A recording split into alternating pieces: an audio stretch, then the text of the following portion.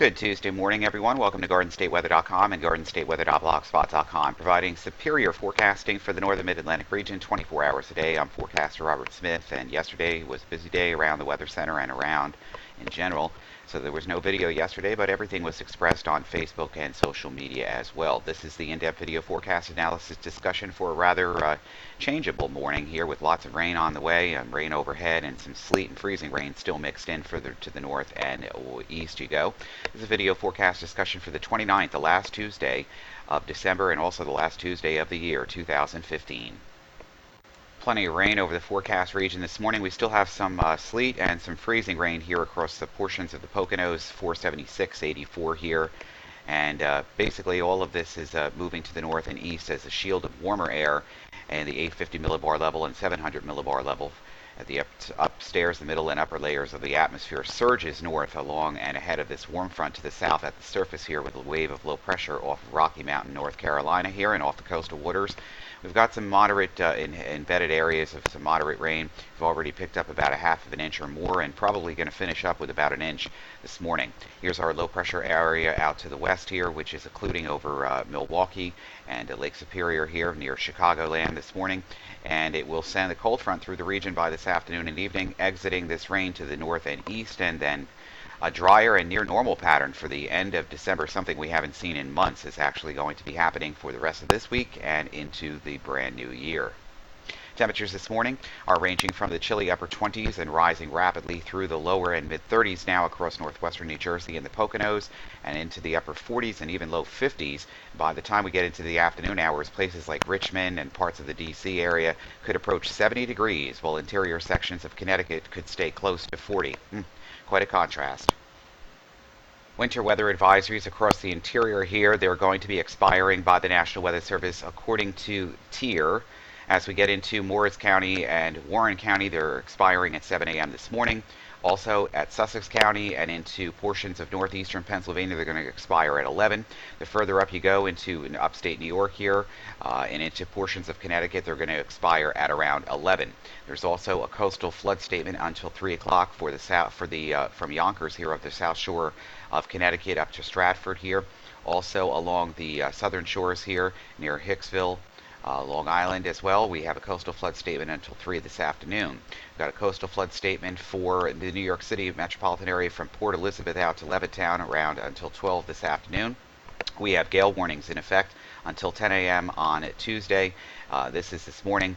And they will be expiring this morning as well at 10 a.m. For the coastal waters of New Jersey, gale warnings until 10 a.m. this morning as well. Doing pretty good in the precipitation department this morning. Up till the hours of around 5 a.m. this morning, we have anywhere from just about a quarter of an inch to over a half of an inch, approaching 3/4 of an inch in spots this morning, and that's going to continue to accumulate over the next couple of hours. And we have no airport delays at any of the metropolitan airports this morning. However, we do have quite a bit of IFR and limited IFR across the region this morning, and MBFR ceilings as well. And that's going to continue for the most of today with IFR, limited IFR early in rain, improving visibilities later in the day as the rain moves out. East to southeast winds, and they were gusty. They took down a couple of trees outside my house, including the little Christmas tree I had outside, but I picked it up this morning back into its normal position. We'll see gusts to around 15 knots at times, gradually weakening and shifting to the southeast and eventually to the west late in the day as high pressure begins to build in from the west. Low-level wind shear continues to be a concern this morning, and that's why we have some coastal flood advisories for the north and south shores of Connecticut and Long Island there as well. Now for tonight, any MVFR conditions near the coast will quickly improve early, and then VFR conditions expected. Wednesday, VFR. Lowering to MVFR in late afternoon with the arrival of rain, but that won't last long either.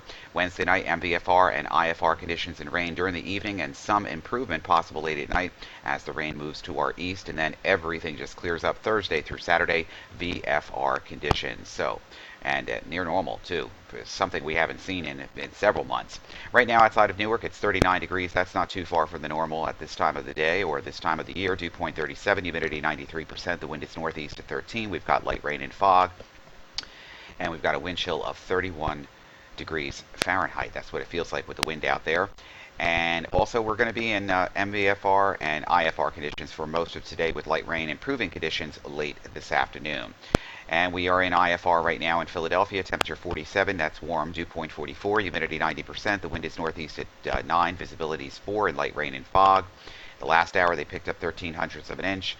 And of course the story today will be mainly the rain this morning with rapidly improving conditions during late this afternoon.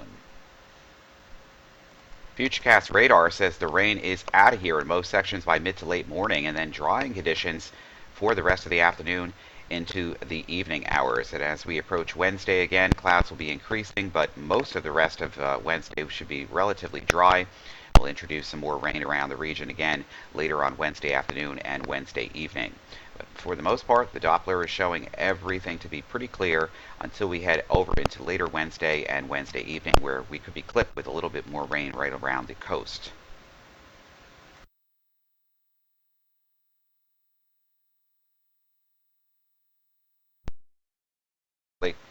Here's our deep low occluding over the Great Lakes this morning, dragging a cold front to occluded front through the area, a warm front moving through first, and an area of low pressure over the Carolinas moving to south of Long Island by early in the morning, late middle of the afternoon, and then everything just comes to a crashing halt here as the front moves through and drier air moves into the region overnight tonight into early Wednesday. Then the southern part of the front still gets hung up with a wave of low pressure moving along it. Rain becomes a problem again from Wednesday afternoon through Wednesday evening, and then dry conditions for Christmas Eve, New Year's Eve day, and New Year's Eve evening, as well as New Year's Day.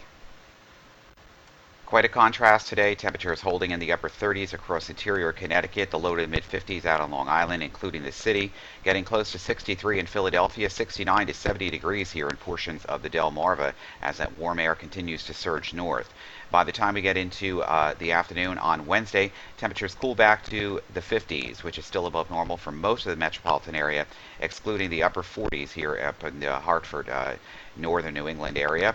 As we get into Thursday, New Year's Eve day, temperatures again running close to near normal or above normal in the New York City metropolitan area, down to 50 to 52 degrees, which is above normal. But there's a chill down on the way, and Friday, New Year's Day, temperatures get back to near normal. They stay in the mid to the upper 30s over the interior, low to mid 40s everywhere else.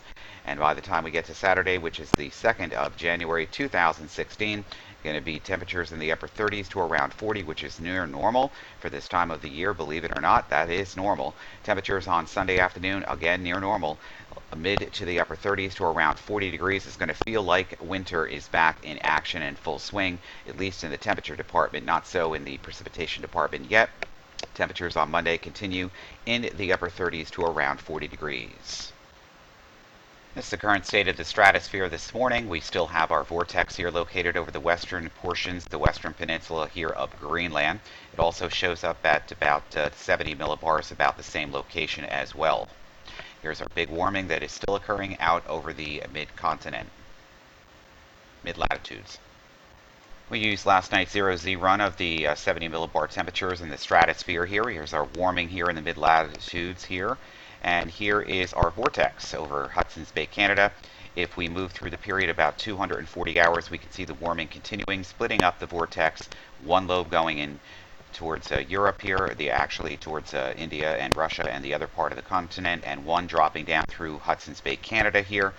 And by the time we get to 384 hours, still quite in a warping, elongated polar vortex here, still up near the pole with another lobe south towards southeastern Canada as the warming continues. So it's still going to be a locked-stepped change in our forecast. We'll take a look at the 500 millibar anomalies in just a moment. Here is where we are right now with the 500 millibar heights and sea level pressure. All the cold air locked up in Canada.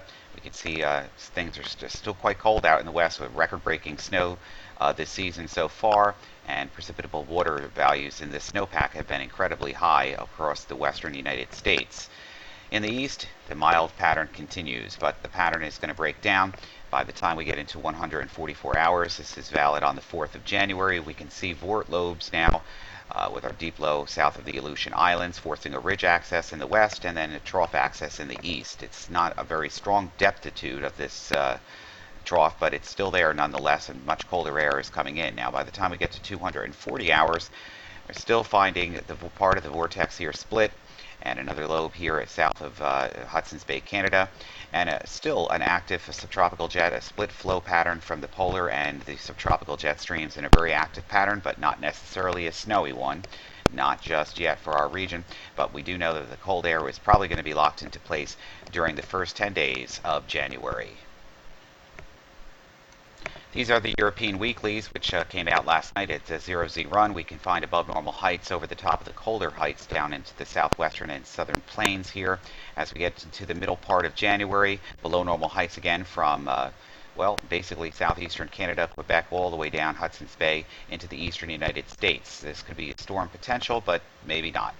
Then by the time we get to the end of January, the warming continues over underneath the cold anomalies here out into the west and also over the pole here, and below normal anomalies once again in the central and southwestern United States. A very active pattern coming up, but not necessarily a lock and not necessarily a snowy one either.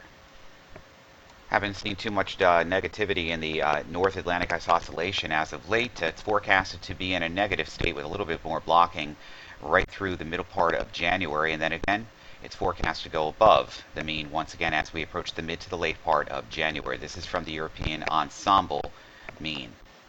More blocking in the northern Atlantic and also in the Arctic as well. And negative values here, and these are pretty deep deviations here around January 5th, so we'll be monitoring the flip-flops here for changes in a possible storm track up the east coast. And then it goes positive again to near neutral by the time we get to the mid to the end of January. So our big switch in the EPO in the eastern Pacific with a ridge axis and a positive PNA forming.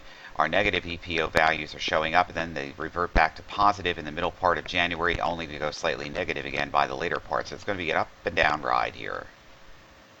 And finally, the PNA showing positive signs here through most of January, and then going back to the negative again as we head into the later part of the month. So lots of changes in the Pacific and the Atlantic, and of course we're still monitoring the stratosphere, but the key here is not necessarily the cold air. It doesn't have to get as cold as it did last year, because it probably is not going to. We're not going to have strong blocking mechanisms in any of these teleconnections for very long periods of time. So that's not going to lock in. So then we just need to have to keep our eyes on clippers and then mergers between polar and subtropical branches. Prime example of all of this in the forecast charts for the GFS around my birthday on Friday the 8th of January. The GFS has a storm out to sea. Canadian model guidance shows overrunning precipitation, again like we just saw last night, sleet, and then going to rain, and moderate rain too, around the coastlines on January 8th. So it's going to be a tough call, and we're just going to have to monitor the interaction between these branches and the location of the surface waves on the fronts as well.